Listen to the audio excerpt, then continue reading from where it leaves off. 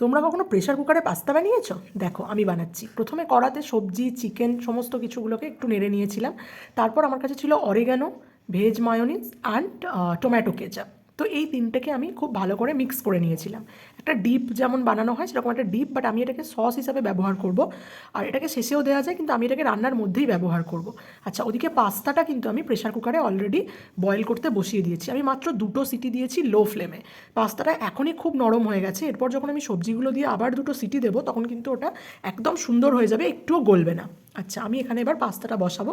তার আগে যে সবজিগুলোকে আমি খুব অল্প হালকা তেলে একটু নেড়ে রেখেছিলাম সেগুলোকে আমি আবার একবার দিয়ে দেবো। এখানে আমি খুব অল্প পরিমাণ সাদা তেল ব্যবহার করেছি, তোমরা বাটার ইউজ করতেই পারো। তো আমি পাস্তাটা দিয়ে এটাকে একটু নেড়ে নেব। একটু নেড়ে নেওয়ার পর আমি যে ডিপটা বানিয়ে রেখেছিলাম, আমি বললাম অ্যাজ এ সস আমি ইউজ করবো, সেটা আমি ঢেলে দিয়েছি। আচ্ছা, ঢেলে দেওয়ার পর আবার একটু নাড়িয়ে চাড়িয়ে নিয়ে ওই বোলটার মধ্যেই একটু জল দিয়ে ওটাকে ভালো করে নেড়ে নিয়ে আমি আবার কিন্তু জলটাও দিয়ে দিয়েছি, কারণ নাহলে প্রেশার কুকারের নিচে কিন্তু পাস্তাটা লেগে যাবে। আচ্ছা, এই যে আমি ঠিক 2টো সিটি দিয়েছি, এরপর দেখো মিডিয়াম ফ্লেমেই সিটিটা দিয়েছি। যাই হোক, আমার বাড়ির ক্ষুদে সদস্যকে পরিবেশন করার পর সে কিন্তু আমাকে দারুণ সার্টিফিকেট দিয়েছে। আর সাথে আমার মা জননী তো আছেনই, তিনি তো খেয়ে বলেই দিয়েছেন এটা কিন্তু দারুণ হয়েছে।